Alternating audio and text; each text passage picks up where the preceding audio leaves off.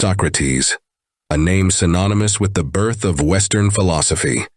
He is perhaps one of the few individuals whose influence has been so profound that without him, the trajectory of history would be drastically altered. Best known for the Socratic method, a unique form of inquiry through dialogue, Socrates sought to challenge assumptions and provoke critical thinking. He famously claimed to be ignorant, emphasizing his awareness of his own limitations. And remember this, he asserted that the unexamined life is not worth living. Socrates was not just a solitary figure. He inspired a lineage of great thinkers. His most notable student, Plato, would go on to lay the foundations of Western philosophical thought. Plato, in turn, mentored Aristotle, creating an intellectual triad that has shaped our understanding of philosophy to this day. What's intriguing about Socrates is that he never committed his thoughts to paper. Instead, he dedicated his life to simplicity and to questioning the everyday beliefs of his fellow Athenians. However, this very aspect of his life makes it challenging to fully grasp who he was. Much of what we know comes from Plato's dialogues, as well as writings from other ancient thinkers who followed in Socrates' footsteps. Though the true essence of Socrates may be elusive, the ideas and methods attributed to him have left an indelible mark on philosophy and the way we engage with the world around us. His trial and execution at the age of 70 on charges of impiety and corrupting the youth stand as a testament to his commitment to his beliefs and the societal challenges of his time. Through examining the context of his life, we gain not only insights into his philosophical contributions, but also reflections on the nature of knowledge itself. Socrates was born in Athens in the year 469 BCE to Sophroniskes, a stonemason, and Phanerete, a midwife. His family was neither extremely poor nor wealthy, and unlike his illustrious student Plato, Socrates could not claim noble birth.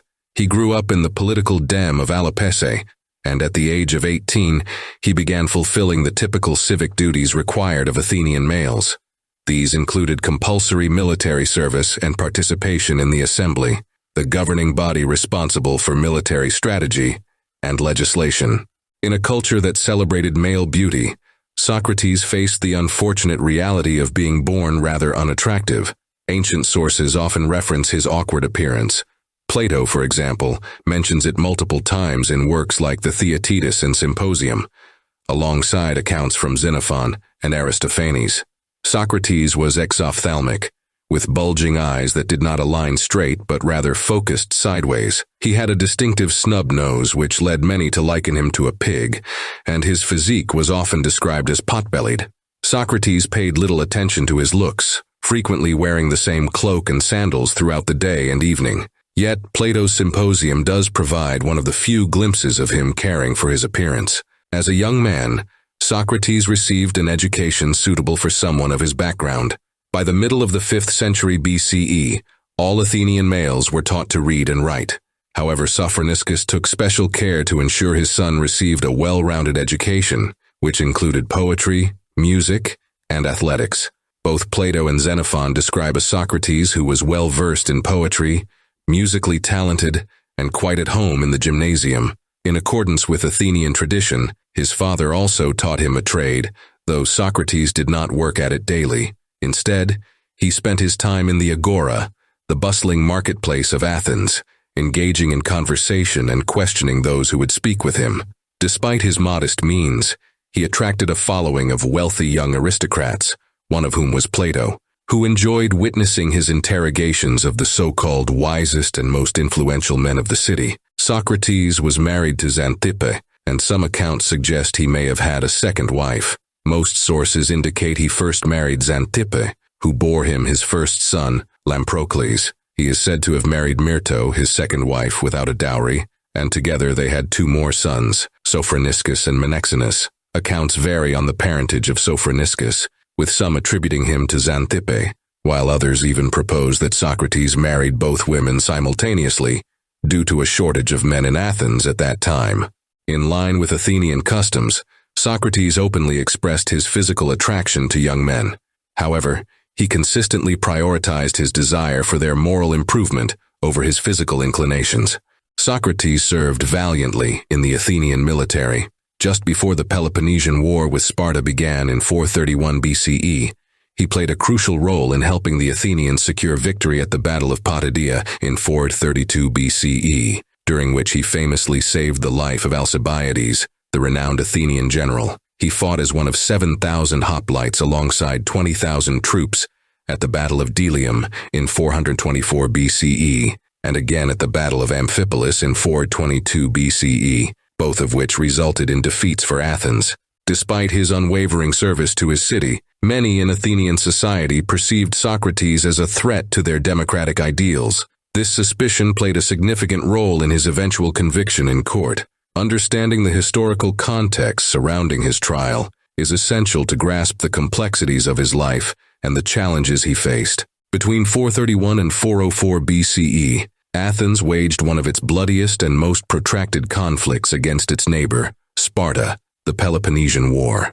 This conflict is significant not only because Socrates fought in it, but also because many individuals in his circle became either sympathetic to the Spartan cause or outright traitors to Athens. This was particularly true among members of the aristocratic families, who often favored the rigid hierarchy of power in Sparta over the democratic principles of Athens, where power and free speech were more widely distributed among citizens. Plato frequently illustrates through his character Socrates a certain admiration for Sparta, as seen in dialogues like the Protagoras and the Crito. In the Republic, he describes a political regime ruled by a small elite over the citizenry, an idea that resonates with the Spartan model. Several critical events during the war shaped the perception of Socrates as a potential traitor. 7 years after the Battle of Amphipolis, as the Athenian navy prepared to invade Sicily, a scandal erupted. The mutilation of the Hermes, a shocking act in which numerous statues dedicated to Hermes, the god of travelers, were destroyed, stirred fears of conspiracies against democracy. This incident coincided with the profanation of the Eleusinian Mysteries, sacred religious rituals that were conducted privately without the required priestly oversight. Among those accused of involvement were several of Socrates' associates, most notably Alcibiades. After being recalled from his leadership position in Sicily, Alcibiades fled to Sparta to avoid prosecution. Though other friends of Socrates like Charmides and Critias were also implicated, Alcibiades was particularly significant. Plato portrays Socrates' affection for him in dialogues such as the Symposium and the Protagoras, highlighting a complex relationship with this ambitious, yet morally ambiguous figure. Alcibiades was often depicted as a chameleon, adapting his persona to win favor with various political factions. In 411 BCE, a coup led by citizens opposed to Athenian democracy attempted to establish an oligarchy. While the Democrats eventually quelled this uprising and reinstated Alcibiades to lead the Athenian fleet, Alcibiades' actions, securing an alliance with Persian satraps, reflected poorly on Socrates, further fueling suspicions that he was a supporter of Spartan interests. The war culminated in 404 BCE, with Sparta's defeat of Athens. Instead of restoring democracy, they installed a regime of loyal Athenians known as the 30, or 30 tyrants, led by Critias, an associate of Socrates. This oligarchy, along with Critias's nephew Charmides, ruled tyrannically, executing numerous wealthy Athenians and exiling those with democratic sympathies. Their reign was marked by fear and repression until they were overthrown in 403 BCE by a coalition of democratic exiles. Amid this turmoil, one of Socrates' primary accusers, Anytus, returned from exile to help dismantle the oligarchy. In Plato's Meno, set in the year 402 BCE, a conversation between Socrates and Anytus highlights differing views on virtue and knowledge, revealing the political tension of the time.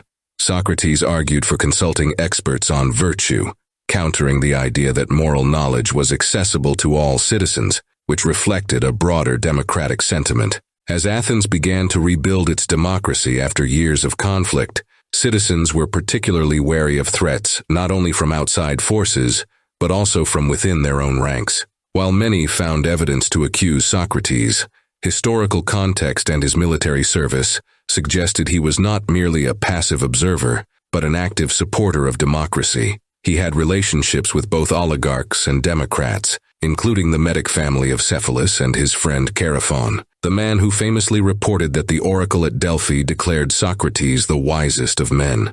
When ordered by the 30 to assist in the capture of a democratic general, Leon, Socrates refused, interpreting his refusal not as defiance against legitimate authority, but as an adherence to the principles of due process established under the previous democratic regime. This commitment to democratic ideals is echoed in Plato's Crito, where Socrates argues against escaping from prison, insisting he has lived his life in accordance with the laws of the state. Despite these facts, deep-seated suspicion lingered around Socrates, painting him as a threat to democracy in the aftermath of the Peloponnesian War. The political amnesty following the overthrow of the 30 prevented Anytus and his fellow accusers from bringing charges against Socrates on political grounds, leading them to pursue accusations based on religious offenses instead. Due to the political amnesty, the charges against Socrates were framed in religious terms. As Diogenes Laertius recounts, the accusations stated that Socrates does criminal wrong by not recognizing the gods that the city recognizes, and furthermore by introducing new divinities, and he also does criminal wrong by corrupting the youth. Other accounts, including those from Xenophon and Plato, echo similar sentiments regarding these charges. Many interpreted the claim of corrupting the youth to mean that Socrates was teaching subversive ideas to the young, a notion he vehemently denied in his defense. He argued that he possessed no wisdom to impart and could not be held accountable for the actions of those who listened to him. The main accusation against him is often referred to as impiety or unholiness.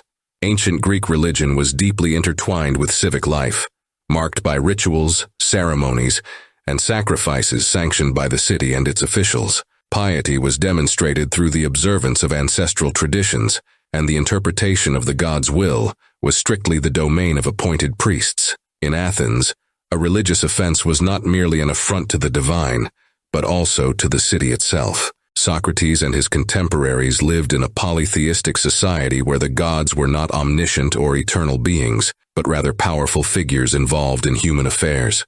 Stories from Hesiod and Homer depicted these gods as fallible and often self-serving. For instance, in the Iliad, we see Aphrodite intervening to save Paris and Zeus sending Apollo to retrieve the fallen Sarpedon.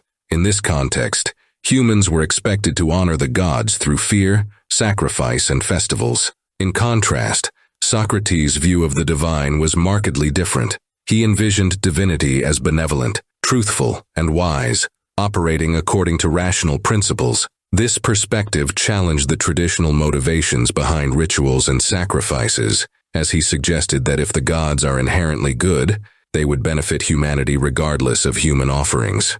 To the jurors at his trial, Socrates' view could be interpreted as detaching religion from its civic and practical roots, raising concerns about the implications of such a disconnect. While Socrates critiqued blind faith in the gods, this was not unprecedented in Athenian discourse. Thinkers like Solon, Xenophanes, Heraclitus, and Euripides had previously criticized the capricious nature of the deities without facing repercussions. Thus, it is plausible that the jurors were not solely motivated by Socrates' questioning of traditional beliefs, but by his apparent allegiance to a novel divine entity unfamiliar to their city. This new divine entity is known as Socrates' daemon. In ancient Greek thought, a daemon was not merely a type of spirit or divinity. It represented a mode of influence that guided individuals when no specific divine agent could be identified. Socrates claimed to have heard a guiding voice since childhood, which advised him against certain actions. This sign, he asserted, was unique to him and issued both prohibitive and affirmative commands. The exclusivity of this divine communication raised eyebrows among the jurors. To them, Socrates' claim that he received personal, unlicensed instructions from a deity was troubling. They might have feared that this mysterious voice could be antagonistic to Athenian values. Consequently, his daemon played a significant role in the charges against him, suggesting he worshipped new gods unknown to the city. In Plato's Apology, Socrates does not reconcile his divine sign with traditional views of piety. In contrast, Xenophon portrays him arguing that, just as some seek guidance from bird calls, he too is influenced by his daemon. However, lacking an officially sanctioned religious role, Socrates' efforts to liken himself to a city-appointed seer may have inadvertently compromised his defense. His assertion of direct access to divine insight made him appear guilty to enough jurors that he was ultimately sentenced to death.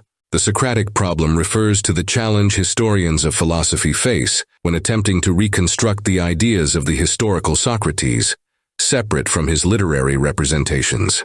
While we have a fair amount of information regarding Socrates' life and the circumstances surrounding his trial, pinpointing his identity as a philosopher is considerably more complex. Notably, Socrates wrote nothing himself, so our understanding of his ideas and methods primarily comes from his contemporaries and followers. Several of Socrates' disciples penned conversations featuring him, known as the Logoi Socraticoi, or Socratic accounts. Aside from the well-known works of Plato and Xenophon, many of these dialogues have not survived. What we know of them often comes from secondary sources. For instance, little remains of Antisthenes' dialogues, despite Xenophon identifying him as one of Socrates' leading disciples.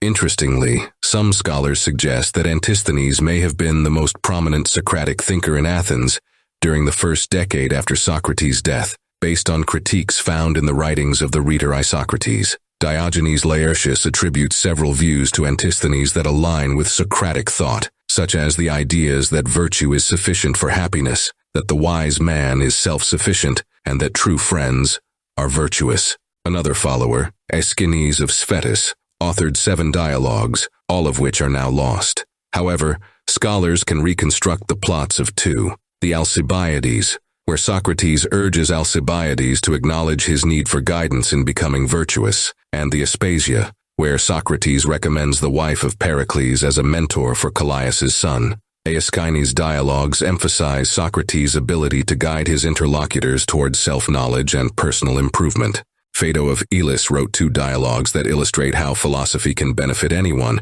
regardless of their social standing or natural abilities.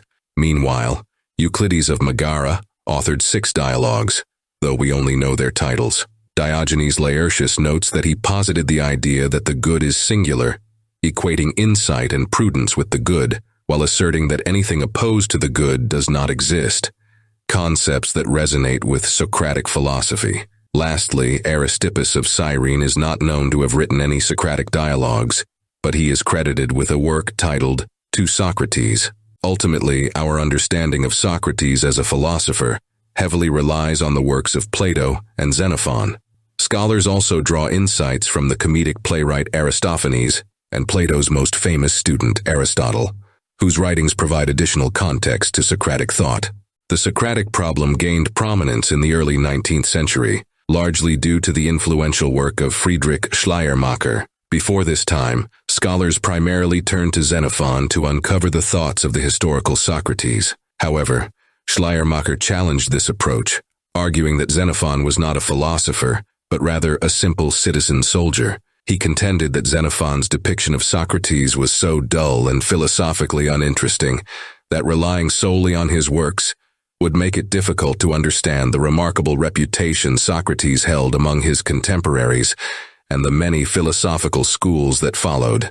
According to Schleiermacher, the more accurate portrait of Socrates comes from Plato. While many scholars have since dismissed Xenophon as a reliable source for representing the philosophical views of the historical Socrates, a divide remains regarding the reliability of other sources. For instance, Aristophanes, as a comic playwright, often exercised considerable poetic license in portraying his characters. Aristotle, who was born 15 years after Socrates' death, primarily learned about Socrates through Plato's accounts. Furthermore, Plato himself wrote dialogues or philosophical dramas, which cannot be interpreted as exact replicas or transcripts of Socratic conversations. Many scholars also believe that Plato's so-called middle and late dialogues do not accurately reflect the views of the historical Socrates. This leads us to the crux of the Socratic problem. Without consistently reliable sources, uncovering the true or original Socrates becomes an elusive task. Instead, we are left with a composite picture, assembled from various literary and philosophical elements, offering us what we can recognize as Socratic themes or motifs. Born in 450 BCE, Aristophanes was a prominent playwright known for his comic plays that satirized and caricatured many of his fellow Athenians. His work Clouds, written in 423 BCE, played a pivotal role in parodying Socrates, portraying him as a dangerous intellectual capable of corrupting the youth and the city itself. Socrates felt compelled to address the negative reputation he acquired as a result of this play during his trial defense, as noted in Plato's Apology. Aristophanes was closer in age to Socrates than either Plato or Xenophon, making him the only source with first-hand exposure to Socrates in his younger years. In Clouds, Socrates is depicted as the head of a frontisterion, or school of learning, where students study the nature of the heavens and how to win legal cases. He appears suspended high above the stage, ostensibly to observe the heavens more effectively. The clouds, representing his patron deities, symbolize both his interest in meteorology and the lofty nature of reasoning that can sway in favor of either side of an argument. The main plot follows Strepsiades, an indebted man whose son, Phidippides, enrolls in Socrates' school to learn how to evade paying off his debts. By the play's conclusion, Phidippides argues that it is reasonable for him to hit his father, claiming that just as a father can spank a son for his own good, a son can do the same to his father. This narrative not only reinforces the theme of Socrates corrupting the youth, but also gives rise to the rumor that Socrates makes the weaker argument appear stronger, and the stronger argument appear weaker. The play features personifications of the stronger argument, which represents traditional education and values, and the weaker argument, which advocates for a life of pleasure. While Clouds stands as Aristophanes' most extensive critique of Socrates, the philosopher also appears in other comedies. In Birds, 414 BCE, Aristophanes coins a verb based on Socrates' name to suggest that he was a Spartan sympathizer, with young men who were found Socratizing, expressing admiration for Sparta and its customs. In Frogs, 405 BCE, the chorus claims that associating with Socrates is unrefined, as he ignores poets in favor of frivolous words and pompous word-scraping.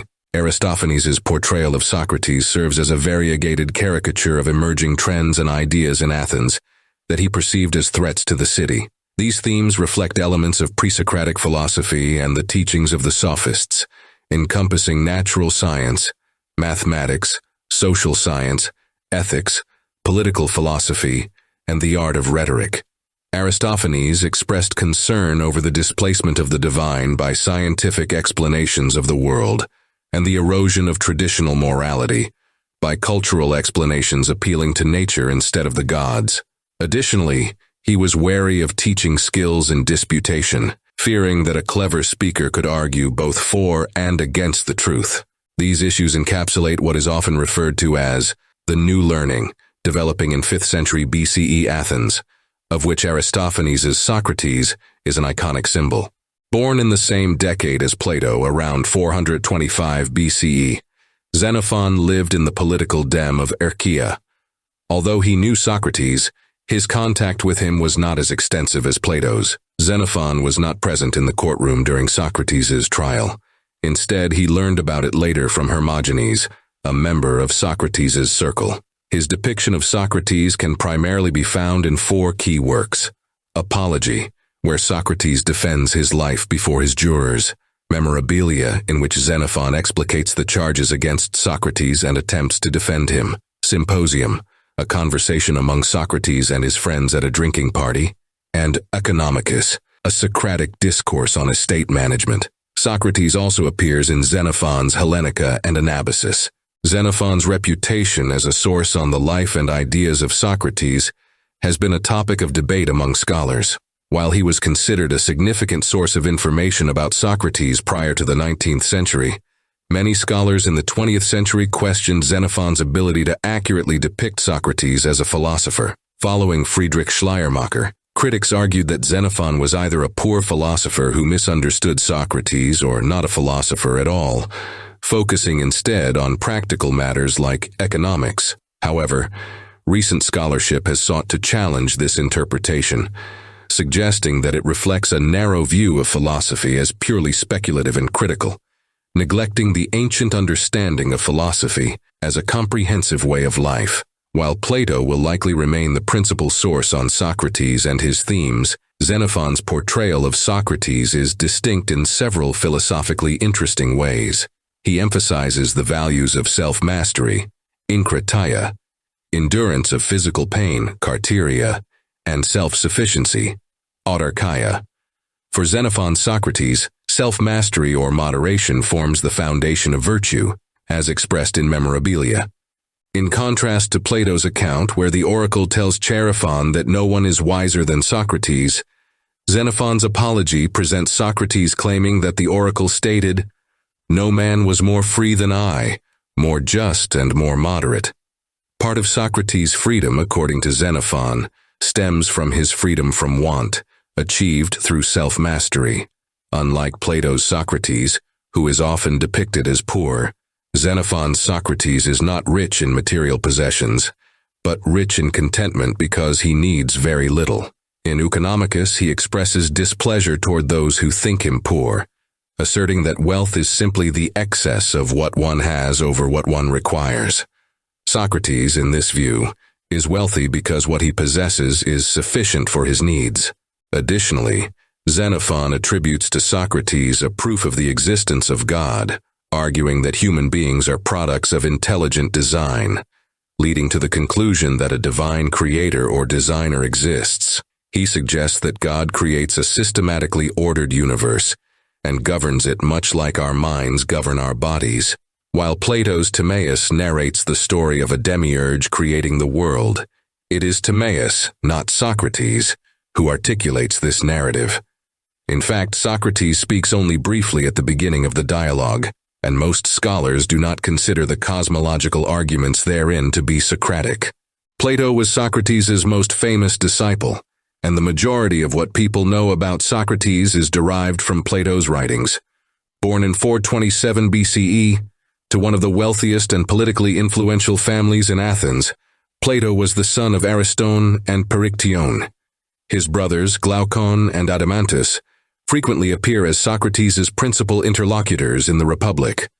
While Socrates is not present in every Platonic dialogue, he is featured in the majority, often serving as the main interlocutor who drives the conversation forward. Extracting Socratic views from Plato's texts presents a notoriously complex challenge, entangled with questions regarding the order in which Plato composed his dialogues, the methodological approaches to reading them, and whether Socrates or any other character speaks for Plato himself. Historically, the prevailing view in the English-speaking world from the mid-20th century was that Plato's Socrates is essentially a mouthpiece for Plato's own ideas. In this view, anything Socrates articulates in the dialogues reflects what Plato believed at the time of writing. This perspective, championed by the renowned Plato scholar Gregory Vlastos, has been contested in recent years, with some scholars arguing that Plato does not necessarily have a single mouthpiece in his dialogues. The primary interpretive hurdle for those seeking to discern Socratic views in Plato lies in the order of the dialogues. In the 1st century CE, the Platonist Thrasyllus was the first to arrange the dialogues into a specific paradigm, grouping them into 9 tetralogies, or sets of 4, based on his beliefs about the reading order. By the late 20th century, another approach became more common among scholars, categorizing the dialogues into 3 distinct periods based on their chronological composition. According to this narrative, Plato begins his career by depicting Socrates in typically short discussions about ethics, virtue, and the best human life. These are termed the early dialogues.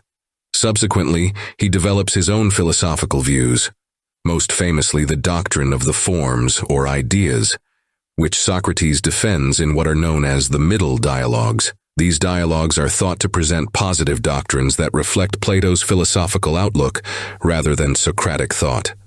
Finally, Plato's later dialogues either feature Socrates minimally or omit him entirely, marking them as the late dialogues. However, this interpretive framework is fraught with complications, particularly regarding the portrayal of Socrates. For instance, although Gorgias is categorized as an early dialogue, It concludes with a myth that some scholars believe reflects Pythagorean influence on Plato, which Socrates would not have encountered during his lifetime. Conversely, while Parmenides is classified as a middle dialogue, the younger Socrates only speaks at the beginning, leaving Parmenides to dominate the remainder of the conversation. In Philebus, a late dialogue, Socrates is the main speaker, presenting further challenges to the neat categorization of the dialogues. Some scholars classify Meno as an early dialogue due to Socrates' refutation of Meno's attempts to define virtue, while others argue it should be viewed as a middle dialogue based on Socrates' use of the theory of recollection and the method of hypothesis. Additionally,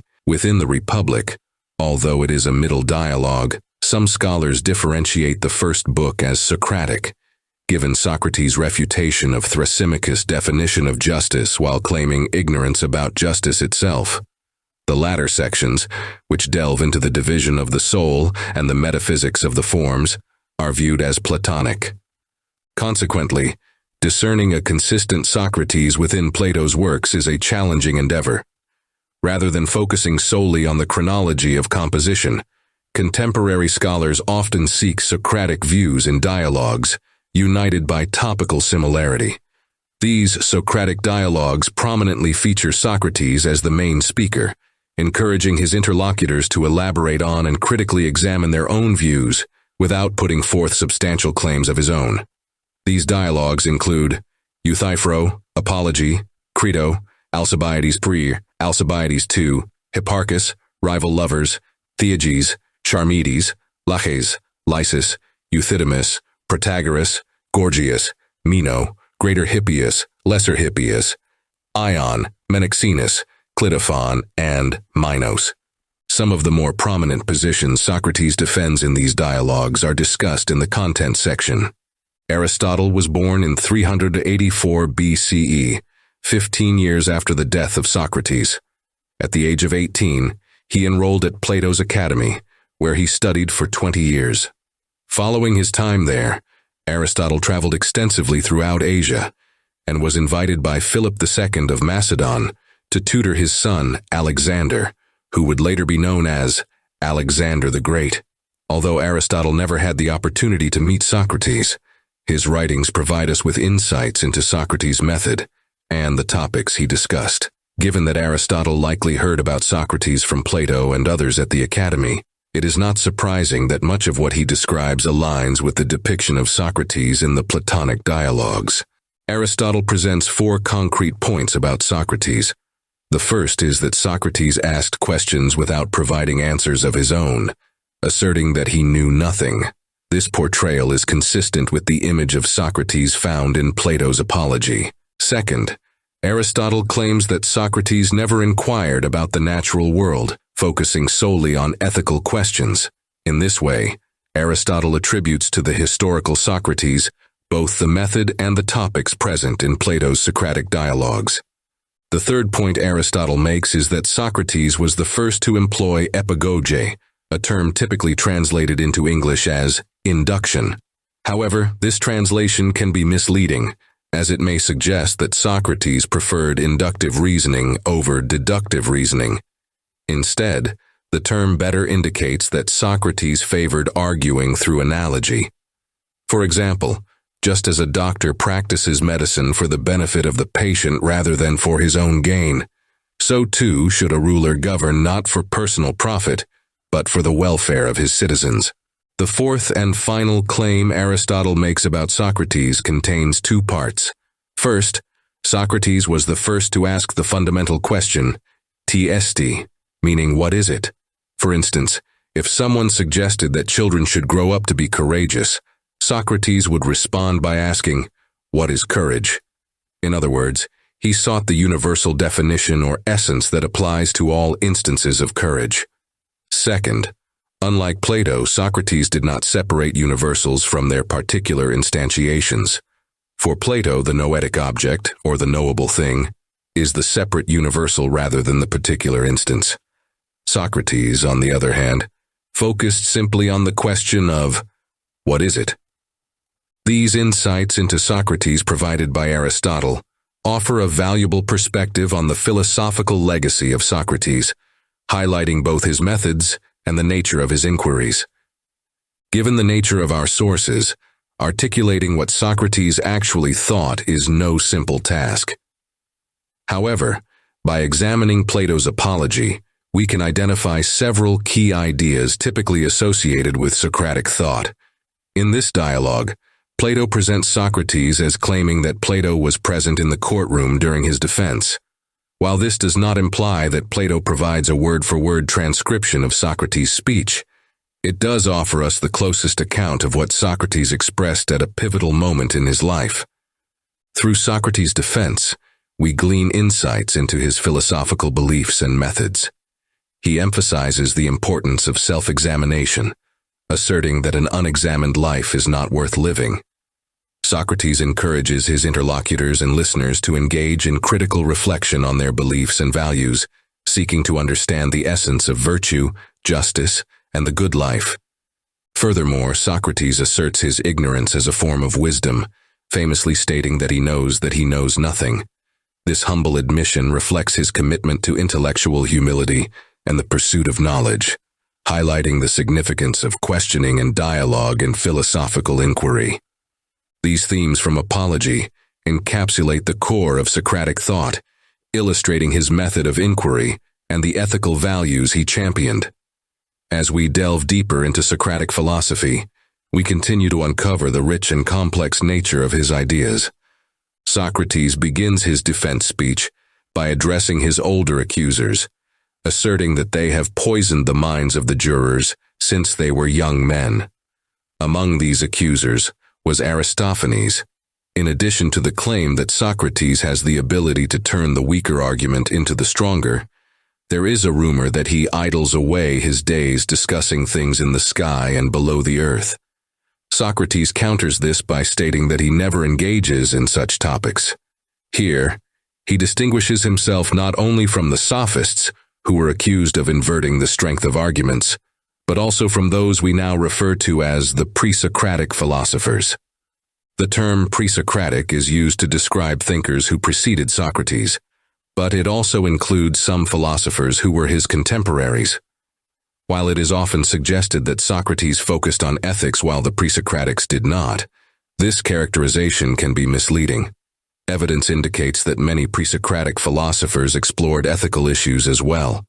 A more accurate use of the term refers to those thinkers whom Socrates did not influence, united by their pursuit to explain the world in terms of its inherent principles. For example, the 6th century Milesian philosopher Thales posited that the fundamental principle of all things was water. Anaximander suggested the principle was the indefinite, or apeiron, while Anaximenes identified air as the fundamental substance. Later in Apology, Socrates rhetorically questions whether Meletus believes he is prosecuting Anaxagoras, a 5th century thinker who argued that the universe originated as a mixture of elements, set in motion by nous or mind. Socrates indicates that he does not engage in the same cosmological inquiries that were the primary focus of many pre-Socratics. In contrast to the pre-Socratics, Socrates compares himself to the sophists, who were learned individuals traveling from city to city, offering to teach the youth for a fee, while Socrates acknowledges the admirable nature of teaching, as claimed by figures like Gorgias, Prodicus, and Hippias. He argues that he does not possess knowledge of human excellence or virtue. Although he inquires into the nature of virtue, he does not claim to know it, nor does he ask for payment for his conversations. In Apology, Plato's Socrates addresses the reasons behind his reputation and the animosity many citizens feel toward him. He recounts that the oracle at Delphi told his friend Xenophon, "No one is wiser than Socrates." Socrates clarifies that he was unaware of any wisdom he possessed and set out to find someone who truly had wisdom to demonstrate that the oracle was mistaken. He first approached politicians, only to find them lacking in true wisdom. Next, he visited poets, discovering that, although they spoke beautifully, their verses stemmed from divine inspiration rather than any genuine understanding. Finally, he examined the craftsmen, who possessed knowledge about their specific trades, but mistakenly believed they understood far more than they actually did. Socrates concluded that he was better off than his fellow citizens because, while they thought they knew something but did not, he was conscious of his own ignorance. He stated that the God who speaks through the oracle is truly wise, while human wisdom amounts to little or nothing. This awareness of one's own lack of knowledge is referred to as Socratic ignorance, a concept for which Socrates is perhaps best known. Sometimes described as simple ignorance, it contrasts with the double ignorance of the citizens with whom Socrates engaged. Simple ignorance is the awareness of one's own ignorance, whereas double ignorance is the condition of being unaware of one's ignorance while believing oneself to be knowledgeable. By revealing to many influential figures in Athens that they did not understand what they thought they did, Socrates garnered considerable disdain. It is important to note that Socrates does not assert that he knows nothing. Rather, he acknowledges his ignorance and considers whatever knowledge he possesses to be insignificant. He holds strong convictions about leading an ethical life, such as the belief that it is never just to harm anyone, whether friend or enemy. However, he does not provide a systematic account of justice to explain why this belief is true, at least not in the first book of the Republic. Instead, through persistent inquiry, Socrates refines his convictions, allowing him to maintain specific views about justice while recognizing that he does not fully grasp its complete nature. This contrast is clearly illustrated in Socrates' cross-examination of his accuser, Meletus. Charged with corrupting the youth, Socrates asks who is responsible for educating and improving young people. Just as we would take a horse to a trainer for improvement, Socrates wants to identify the person entrusted with the education of youth. Meletus's silence exposes his ignorance. He has never reflected on such fundamental matters, thereby failing to recognize his own ignorance regarding the foundation of his accusation. Whether Socrates, or Plato for that matter, believes it is possible to achieve expertise in virtue remains a topic of scholarly debate. Priority of the care of the soul. Throughout his defense speech, Socrates emphasizes the paramount importance of caring for the soul above all else. He repeatedly asserts this principle in passages from Apology 20ab, 24c, 25c, 31b, 32d, 36c, 39d, and reinforces it in other dialogues such as Crito 46c, 47d, Euthyphro 13bc, and Gorgias 520a. Socrates observes that his fellow citizens prioritize wealth, reputation, and physical well-being while neglecting the health of their souls 29d, 30b. He believes that his divine mission is to examine his fellow citizens and persuade them that the most significant good for a human being is the well-being of the soul. He argues that wealth alone does not cultivate human excellence or virtue. Rather, it is virtue that enables wealth and all other good things to be beneficial for individuals. 30b. Socrates extends his mission of caring for souls to encompass the entire city of Athens. He claims that the god has sent him as a gift to the city, with the objective of improving it. He seeks to demonstrate that he is not guilty of impiety, asserting that all his actions are in response to the oracle and in service to the divine. Socrates characterizes himself as a gadfly, and the city as a sluggish horse in need of prodding. 30a. Without philosophical inquiry, Socrates warns, democracy risks stagnation and complacency, putting itself and its citizens in danger. Just as a gadfly may irritate a horse but ultimately spurs it into action, Socrates believes his role is to provoke those around him to begin self-examination. This assertion aligns with Socrates' statement in Gorgias, where he contrasts his pursuit of true political craft, aiming for what is best, with his contemporaries, who seek mere gratification. 591 DE. Such insights, combined with historical evidence, constitute Socrates' strongest defense, demonstrating that he is not a burden to democracy, but a significant asset to it. The unexamined life. After the jury has convicted Socrates and sentenced him to death, he makes one of the most famous proclamations in the history of philosophy. The unexamined life is not worth living for human beings. Apology 38a. This powerful statement underscores Socrates' belief that we are all called to reflect on our beliefs, account for what we know and do not know, and generally seek out, live in accordance with, and defend those views that contribute to a well-lived and meaningful life. Scholars often highlight Socrates' emphasis on human nature, suggesting that his call for examined lives arises from our very essence as human beings. We are naturally guided by pleasure and pain, drawn to power, wealth, and reputation, values that resonated with many Athenians. However, Socrates' exhortation to live examined lives does not require a complete rejection of these motivations. Rather, it serves as an injunction to evaluate their true worth concerning the soul. The purpose of the examined life is to reflect on our everyday motivations and values, inquiring into their actual significance. If these values prove to be without merit or even harmful, it becomes our responsibility to pursue what is genuinely valuable. In reading the Apology, we can observe how Socrates examines the lives of his jurors during his trial. By emphasizing the importance of the examined life after his conviction, Socrates transforms from the prosecuted into the prosecutor, subtly accusing those who condemned him of failing to honor their own humanity. He asserts that by killing him, they cannot escape the necessity of examining their own lives. According to Socrates, avoiding accountability for one's life is neither possible nor desirable. Instead, it is crucial to prepare oneself to be as good as possible. Apology 39de. Socrates' conception of a well-lived life contrasts sharply with that of many contemporary philosophers. Today, most philosophers would argue that we must lead ethical lives, though interpretations of what this means vary. However, many contend that it is not essential for everyone to engage in the kinds of discussions Socrates practiced daily to be considered good people. A good person may be defined by their actions and adherence to justice, without necessarily engaging in continuous debates about the nature of justice or the purpose of the state.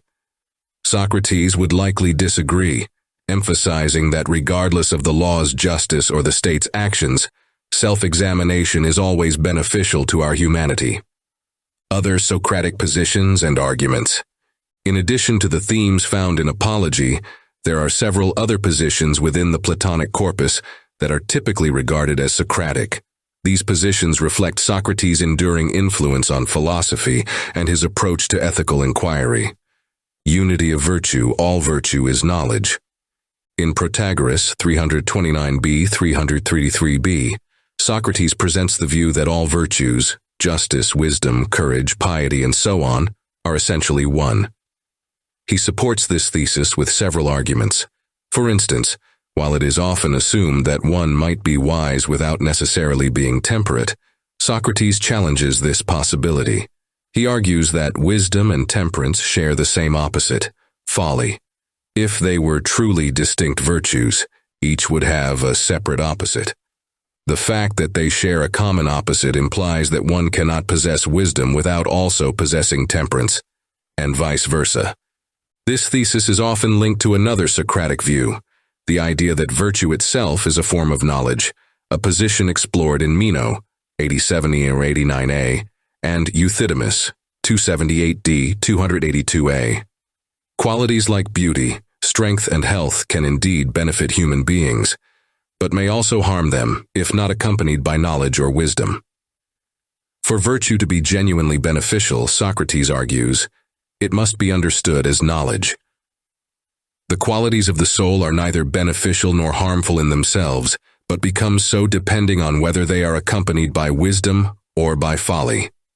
No one errs knowingly, no one errs willingly.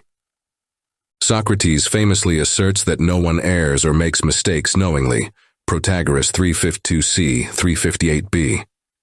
This statement highlights Socrates' intellectualism, the idea that wrongdoing arises from ignorance.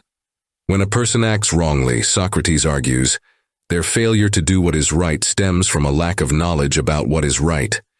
If the person genuinely knew the right course of action, they would follow it. Therefore, it is impossible for someone to know what is right and still choose to do what is wrong. When someone does act wrongly, it is because they do not truly understand what is right. Even if they believe they knew the right action at the time, they are mistaken, for had they truly known, they would have acted correctly. This reasoning leads Socrates to deny the concept of akrasia, or weakness of the will. He insists that no one errs willingly, Protagoras 345c4e6. While it may seem that Socrates equates knowing and willing, his view is clarified in Gorgias 466a, 468e, where he explains to Polus that tyrants and orators possess the least power in the city, because they do not act according to their true desires. Although they believe their actions will benefit them, their ignorance leads them to do what ultimately harms them. Human beings, Socrates argues, naturally desire what is good and beneficial. The will corrupted by ignorance leads to self-harm, whereas a will guided by knowledge leads to true benefit. All desire is for the good. An essential premise of Socrates' argument is that human beings only desire what they believe to be good. When a person acts with a particular goal in mind, they are ultimately seeking the good they perceive within that goal. All actions, even those involving harm or morally ambiguous choices, are pursued not for their own sake, but for the good the person believes they will bring. For example, when a tyrant sentences someone to death, he does so because he perceives some benefit in this action. Thus, his desire is directed toward what he believes is good. Gorgias 469c, 468b. A similar perspective appears in Meno 77b, 78b, where Socrates argues that those who desire what is harmful do so unknowingly. If they understood these things to be truly bad, they would not desire them. Rather, they pursue things they mistakenly believe to be beneficial. Therefore, even when people desire what is ultimately harmful, their desire is for something they perceive as good, though they lack the knowledge to distinguish what is genuinely beneficial. It is better to suffer an injustice than to commit one. Socrates shocks Polus with the argument that it is better to suffer injustice than to commit it. Gorgias 475 AD. While Polus agrees that committing injustice is more shameful, he insists that suffering injustice is far worse. In contrast, Socrates contends that if something is more shameful, it surpasses in either badness or pain, or both. Since committing an injustice is not more painful than suffering one, it must surpass in badness alone. Thus, Socrates concludes that committing an injustice is indeed worse than suffering one. Given the choice, we should therefore choose to suffer rather than to commit injustice. This argument aligns with Socrates' emphasis on the care of the soul. He believes that committing an injustice corrupts one's soul, making it the worst harm a person can inflict upon themselves. Credo 47d48a, Republic the Fur 353d 354a. Socrates goes even further, asserting that if someone has committed an injustice, it is better to seek punishment rather than avoid it, as punishment serves to purify the soul of its corruption.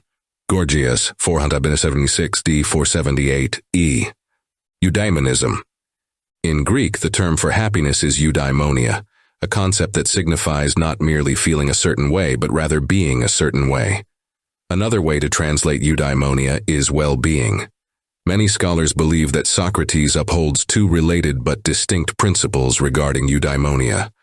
First, that it is rationally required for a person to make their own happiness the fundamental consideration in their actions, and second, that every person does, in fact, pursue happiness as the foundational motivation for their actions. When it comes to Socrates' emphasis on virtue, the exact relationship between virtue and happiness is less clear. Virtue could be identical to happiness, in which case, if I am virtuous, I am by definition happy. Alternatively, virtue could be a component of happiness, meaning that while being virtuous will make me happy, my happiness could be further enhanced by additional goods. Or, virtue could be instrumental for happiness, suggesting that while virtue is essential for happiness, it may not guarantee it. Several passages in Apology suggest that engaging in philosophical conversation is the greatest good for a human being. 36bd, 37b, 38a, 40a, 41c. In Meno, 87c 89a. Socrates hints that knowledge of the good guides the soul toward happiness, while in Euthydemus 278e 282a, he further explores this idea. Additionally, in Gorgias 507ac, Socrates proposes that the virtuous person, acting in harmony with wisdom, achieves happiness. He suggests that the happiest individual is one whose soul is free from badness. 478 CE. Ruling is an expertise.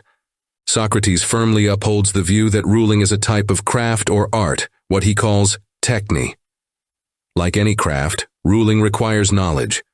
Just as a doctor's role is to achieve a desired result for the patient, such as health, a ruler's role is to achieve a beneficial outcome for the citizens.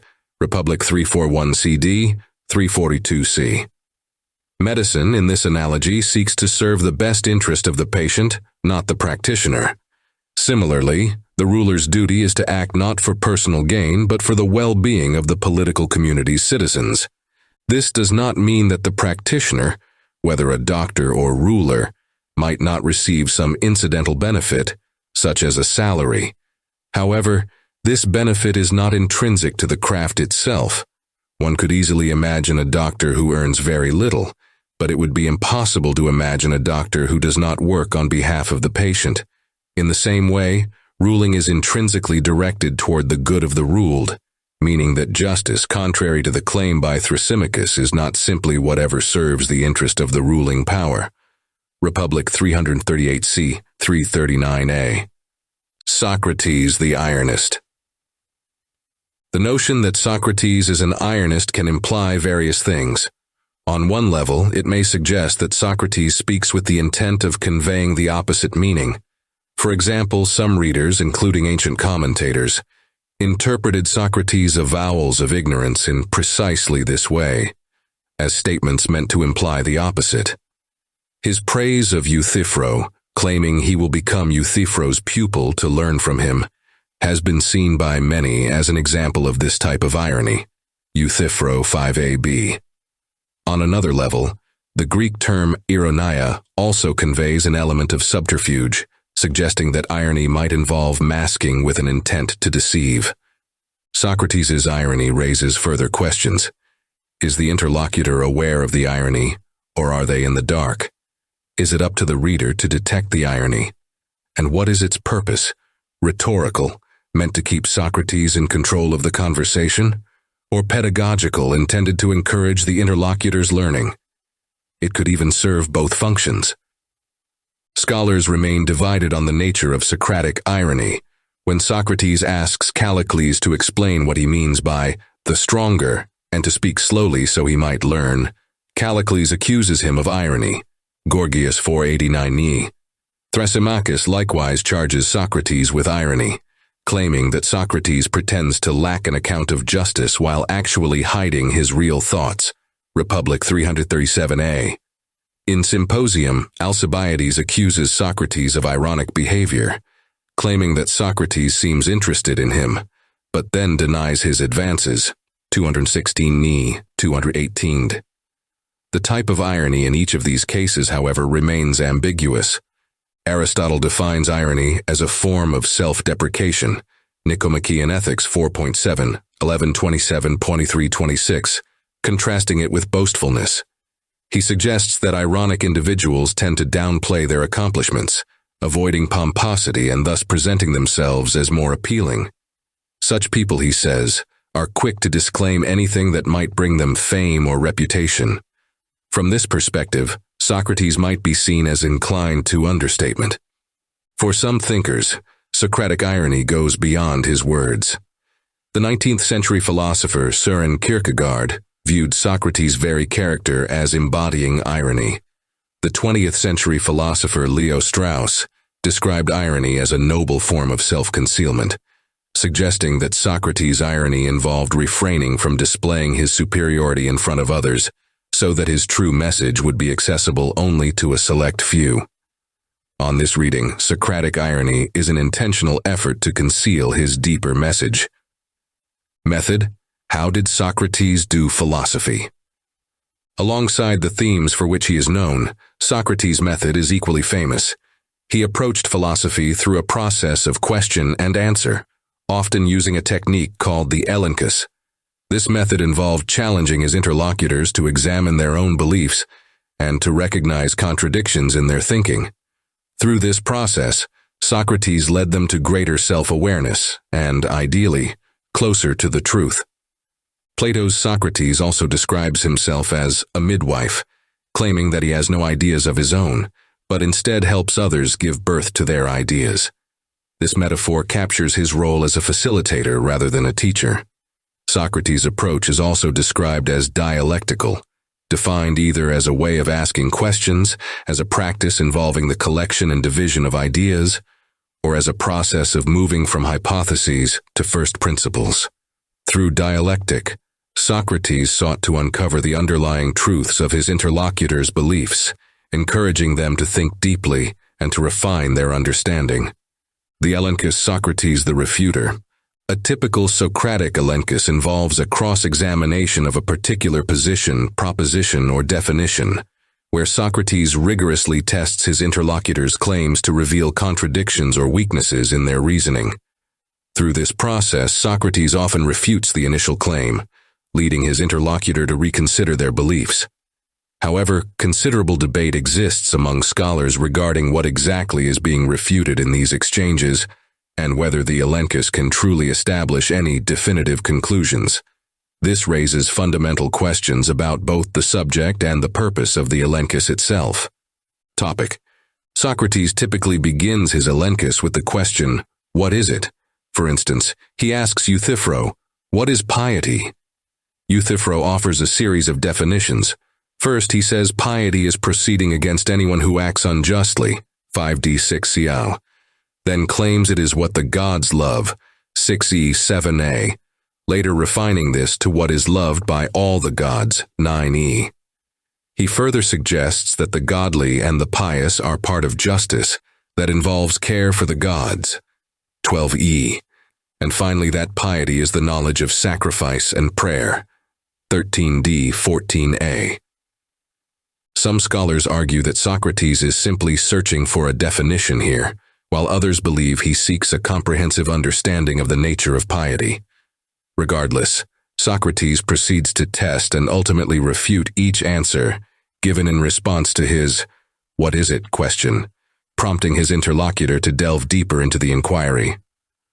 Another reading of the Socratic elenchus. Another interpretation of the Socratic elenchus suggests that Socrates is not solely focused on the replies of his interlocutors, but is equally concerned with the interlocutors themselves. According to this view, Socrates aims not only to test the truth or falsity of specific propositions, but also to refine the character and way of life of those with whom he speaks. Here, the elenchus serves both epistemological and moral purposes, benefiting both the interlocutor and Socrates. In this interpretation, it is not merely propositions or replies that Socrates refutes, but rather the individuals who hold them. Socrates does not view ideas in isolation from the people who espouse them. Therefore, the elenchus becomes a process that challenges the integrity of the individual, not just the validity of their ideas. For example, Socrates shames Thrasymachus when he reveals that Thrasymachus cannot consistently maintain his view that justice is ignorance and injustice is wisdom. Republic 1350. Through the elenchus, Socrates demonstrates that Thrasymachus's understanding of justice lacks coherence.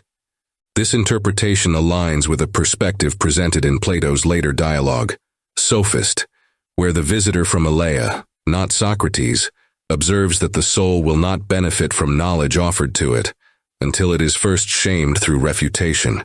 230 BD. Purpose. When considering the purpose of the elenchus, scholars generally propose two common interpretations, each developed in response to what Gregory Vlastos called the problem of the Socratic elenchus. This problem arises from Socrates' claim that position W is false, even though all he has shown is its inconsistency with other premises, whose truth he has not established within the elenchus. The first interpretation is known as the constructivist position. Constructivists argue that the elenchus can indeed establish the truth or falsity of individual answers, allowing for positive conclusions. Vlastos suggested that Socrates not only revealed inconsistencies in his interlocutor's beliefs, but also maintained that Socrates' own moral beliefs were consistently able to withstand the test of the elenchus. Therefore, Socrates could identify a faulty premise in his exchange, intending to replace the interlocutor's false beliefs with his own more consistent ones. The second interpretation is the non-constructivist position. Non-constructivists argue that Socrates did not believe the elenchus could establish the truth or falsity of any individual answer. Instead, they claim that the elenchus merely shows the inconsistency of W with other premises, X, Y, and Z. This approach does not establish that WW is true or allow for the replacement of one premise with another, as that would require a separate line of argument. According to this view, the elenchus reveals the falsity of the conjunction of W, X, Y, and Z, but does not determine the truth or falsity of any premise individually. The purpose of the elenchus, in this interpretation, is to reveal the interlocutor's confusion, potentially using this confusion as a stepping stone to cultivate a more consistent, well-formed set of beliefs. Maieutic, Socrates the midwife. In Plato's Theaetetus, Socrates describes himself as a midwife, 150b-151b. Although Theaetetus is not typically considered a Socratic dialogue, it is alenctic in that it tests and refutes Theaetetus's definitions of knowledge, ending inconclusively, much like other Socratic dialogues. Socrates explains that his mother, Phaenarete, was a midwife, 149a, and that he too practices a form of midwifery, though his role is that of an intellectual midwife, whereas traditional midwifery involves managing physical labor pains to help a woman deliver a child. Socrates' craft watches over the soul, helping his interlocutors give birth to ideas.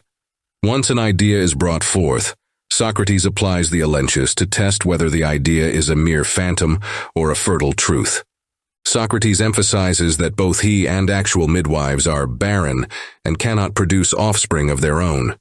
Despite his claim of having no ideas himself, Socrates asserts that he is highly skilled in facilitating the ideas of others and critically examining them. Dialectic, Socrates the constructor.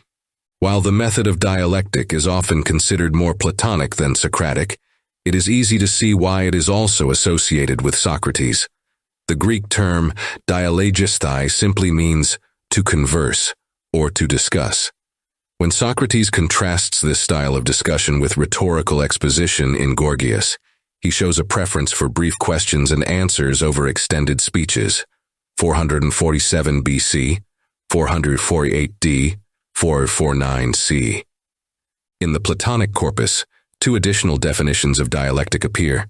In Republic, Socrates differentiates between dianoetic thinking, which relies on the senses and assumes hypotheses, and dialectical thinking, which transcends sensory experience and moves beyond hypotheses toward first principles. Republic 7, 510c, 511c, 531d, 535a. In Phaedrus, sophist, statesman, and philebus, dialectic is defined as a method of collection and division. It involves gathering scattered concepts into unified categories and dividing each category into its distinct types. Phaedrus 265d, 2666c. Some scholars interpret elenchus and dialectic as fundamentally different methods with distinct aims, while others argue they are compatible or even two stages within a single process, where elenchus serves to refute and dialectic to construct. Legacy. How have other philosophers understood Socrates? Nearly every school of philosophy in antiquity had something positive to say about Socrates, drawing inspiration from his example. Socrates' influence extends even into the works of famous modern philosophers. Immanuel Kant, the 18th century German philosopher best known for the categorical imperative, praised Socrates, among other ancient philosophers, as someone who not only speculated but lived philosophically. One of the most famous reflections on Socrates comes from John Stuart Mill, the 19th century utilitarian philosopher, who argued that it is better to be a human being dissatisfied than a pig satisfied, better to be Socrates dissatisfied than a fool satisfied. This sentiment captures the enduring respect for Socrates as a thinker who valued wisdom above comfort or ease. The following is a brief survey of Socrates, as he is seen in philosophical thought after the death of Aristotle in 322 BCE, Hellenistic philosophy. 1. The Cynics. The Cynics held Socrates in high regard, tracing their philosophical lineage back to him. Diogenes of Sinope, one of the earliest figures in the Socratic tradition, represents this legacy. Although none of Diogenes' writings survive, scholars attribute several doctrines to him. He sought to replace conventional ethical values with those rooted in nature. For Diogenes, the essence of being human was rationality, and happiness was defined as freedom and self-mastery, achievable through disciplined training of both body and mind. 2. The Stoics. The Stoic school, founded by Zeno, who was inspired by Socrates, regarded itself as authentically Socratic. Stoics defended the idea that ethical goodness is restricted entirely to moral excellence. They viewed this excellence as a form of knowledge, making it independent of bodily or external advantages. For the Stoics, moral excellence was necessary and sufficient for complete happiness. Zeno famously described the human good as a smooth flow of life, and the Stoics valued the elenchus for its ability to expose inconsistencies in one's beliefs, as social and psychological harmony was essential for living well. Socrates' influence also extended into Roman Stoicism, particularly in the writings of Seneca and Epictetus. Seneca praised Socrates for remaining consistent in character. 3. The Skeptics. Broadly speaking, skepticism is the philosophical position that we should either remain suspicious of claims to absolute truth, or at least withhold judgment on such claims. Among the Pyrrhonian skeptics, Socrates is portrayed both as a dogmatist and as a skeptic or inquirer. For instance, Sextus Empiricus refers to Socrates as a thinker who accepts the existence of a god against the physicists, I 964, and recounts a cosmological argument attributed to Socrates by Xenophon against the physicists, or 924. Conversely, in discussing the difficulty of defining human being, Sextus Empiricus cites Socrates' doubt about whether he truly knows himself to be human or something else entirely, Outlines of Pyrrhonism 2.22. Socrates is also noted to have remained uncertain about such questions, against the Professors 7.264. For academic skeptics, Socrates' admission of ignorance in the Apology served as a foundational principle that nothing can truly be known. Arcesilaus, the first head of Plato's academy to lead it in a skeptical direction, adopted Socrates' method of first asking others for their positions before systematically refuting them. Cicero, on Ens 2.2, on the Orator 367, on the Nature of the Gods 111. Although the Academy later moved away from this skeptical approach, Cicero, speaking for the Academy under Philo, argues that Socrates should be understood as supporting the idea that only one's own ignorance can be truly known. Academics 274. 4. The Epicureans. The Epicureans were one of the few schools to criticize Socrates, though many scholars believe this was partly due to their rivalry with the Stoics, who admired him. Epicurean writings often depict Socrates as a sophist, rhetorician, and skeptic, who disregarded natural science in favor of ethical inquiries that offered no clear conclusions. Colates, for example, criticizes Socrates' statement in the Phaedrus 230a that he does not know himself, Plutarch against Colotes 21 1119b, while Philodemus challenges Socrates' argument in the Protagoras 319d that virtue cannot be taught, Rhetoric 161 8f.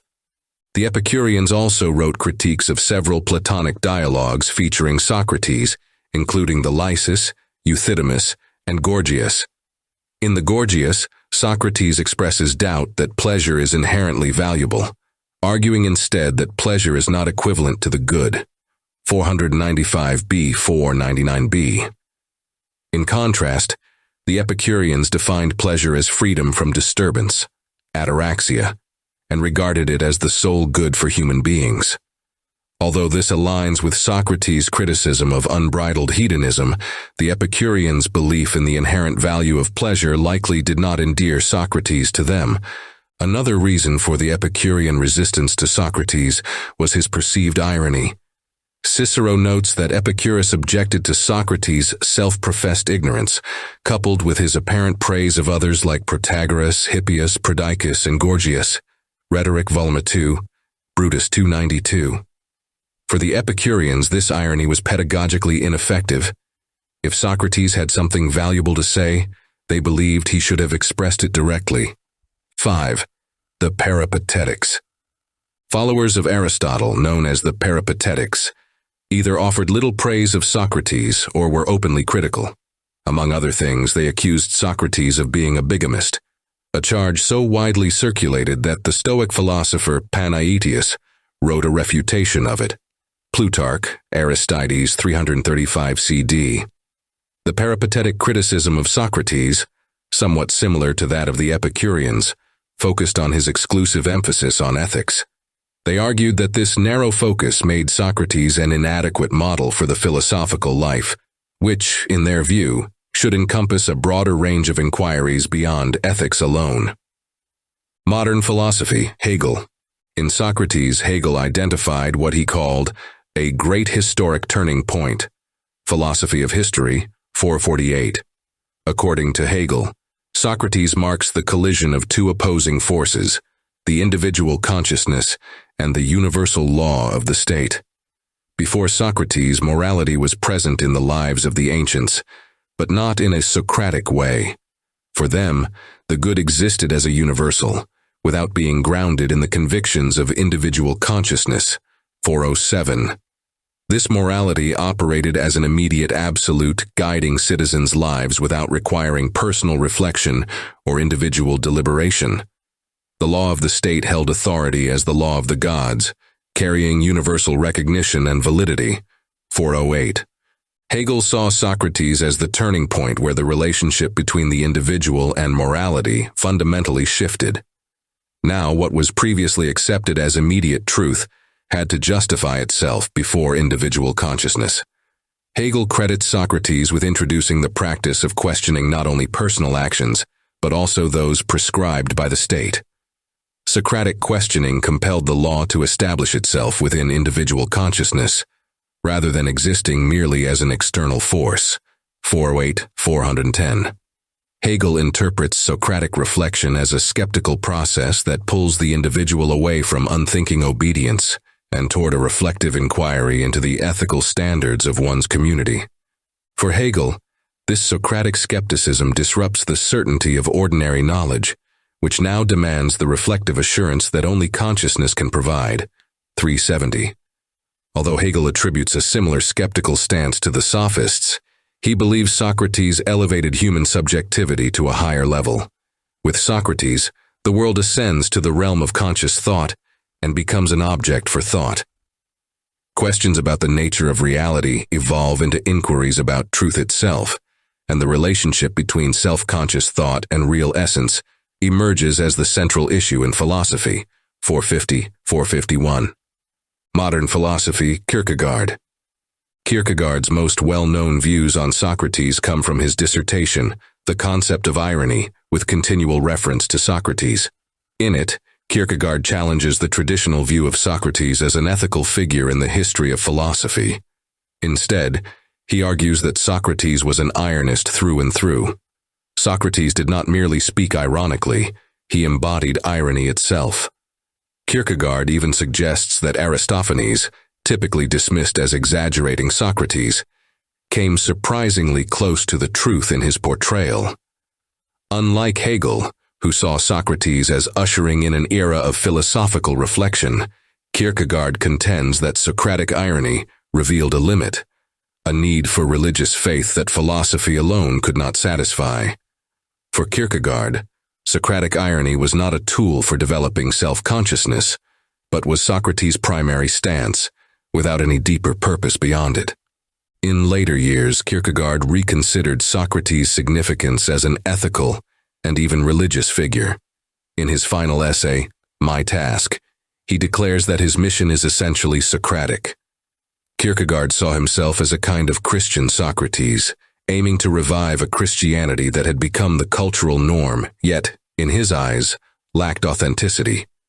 He sought to awaken Christians from complacency, presenting Christian faith as the most profound and passionate expression of individual subjectivity. In this way, Kierkegaard viewed himself as a Christian gadfly. Just as Socrates encouraged people to confront their ignorance, Kierkegaard urged his readers to recognize their failure to truly live as Christians. Socrates' admission of ignorance, though he was closer to truth than his peers, finds its parallel in Kierkegaard's claim that he is not a Christian, though certainly more so, he implies, than many of his contemporaries. Modern philosophy. Nietzsche. Nietzsche's most famous account of Socrates is his harsh portrayal in The Birth of Tragedy, where he argues that Socrates and the rise of rational thought led Athens into an age of decadence. In Nietzsche's view, Greek culture had once balanced the Apollonian, symbolizing order, calmness, and self-restraint, with the Dionysian, representing chaos, revelry, and indulgence. This balance was initially captured in the tragedies of Aeschylus and Sophocles, but Nietzsche argues it was disrupted by Euripides, whom he calls a mere mask for the newborn demon, Socrates, section 12. Nietzsche contends that Socrates' rationalism corrupted Greek tragedy through what he terms aesthetic Socratism, whose supreme law was that, to be beautiful, everything must be intelligible. In contrast to earlier tragedies, which immersed the spectator in the suffering of its characters, the emergence of Socrates marked a shift toward a more cerebral engagement, where spectators were compelled to analyze and interpret rather than empathize. Nietzsche continued his critique of Socrates in Twilight of the Idols, where he characterizes Socrates as representing the lowest social class, section 3. Here, Socratic irony is presented as both exaggeration and concealment. 4. Nietzsche accuses Socrates of inventing dialectic, wielding it mercilessly because, as an ugly plebeian, he had no other means of asserting himself. 6. According to Nietzsche, Socrates weaponized dialectic to dominate his opponents, creating a new form of contest. 8. Nietzsche sees Socrates as a figure whose instincts were in turmoil, causing him to establish the rule of reason as a counterforce to survive. 10. This internal struggle led Socrates toward a life in opposition to his own instincts, which Nietzsche calls a mark of decadence. 11. Nietzsche ultimately sees Socrates as anti-life, so much so, Nietzsche argues, that he welcomed his own death. 12. Yet despite this harsh assessment, Nietzsche occasionally reveals a reluctant admiration for Socrates.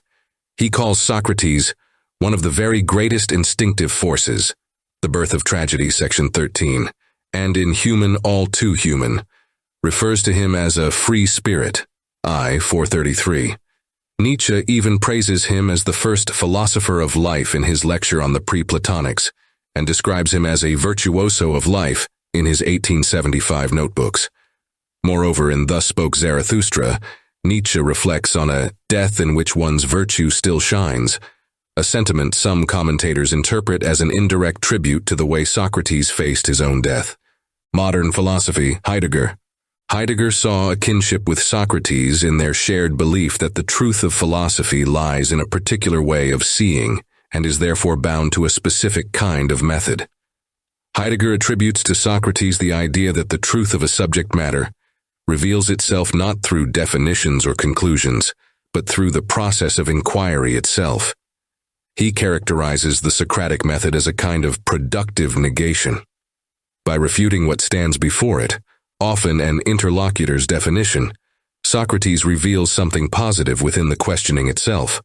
Socrates, Heidegger argues, is less concerned with defining concepts like piety and more committed to remaining in a questioning relationship with them, preserving their irreducible essence. Behind many examples of pious acts lies piety itself, though it cannot be directly spoken of. Instead, it is disclosed only through the process of silent interrogation. However, Heidegger diverges from Socrates in his emphasis on silence. While Socrates depended on the exchange of question and answer, Heidegger's questioning does not necessarily involve others, but rather consists of an openness to truth maintained without the need for words. For Heidegger, to be in dialogue with a phenomenon does not require verbal conversation. True dialogue, he argues, is ultimately silent. Modern philosophy, Gadamer. As Heidegger's student, Gadamer shares the view that truth and method in philosophy are inseparable. However, his hermeneutics leads him to emphasize the importance of dialectic as conversation. Gadamer argues that while philosophical dialectic reveals truth, by integrating all partial propositions, hermeneutics similarly strives to uncover a totality of meaning in all its connections. What sets Gadamer's hermeneutical dialectic apart is its acknowledgement of human finitude. We are always in an open-ended dialogical situation. In Gadamer's view, conversation with another person is not a distraction from truth, but the very site where truth emerges. This, he believes, is why Plato expressed his philosophy through dialogues, not just as an homage to Socrates, but as a reflection of the idea that truth is confirmed in agreement with another. Gadamer also sees the Socratic method as an ethical way of being. For him, Socrates' conversations about ethics are more than discussions. They reveal an ethical stance in themselves. Gadamer argues that Socrates understands the good not by providing a definitive answer, but through his readiness to continuously explore it. The risk of living an unexamined life is not simply the lack of ethical knowledge, but, as Gadamer suggests, the failure to be ethical itself. Without questioning as Socrates does, we may miss the essence of ethical life.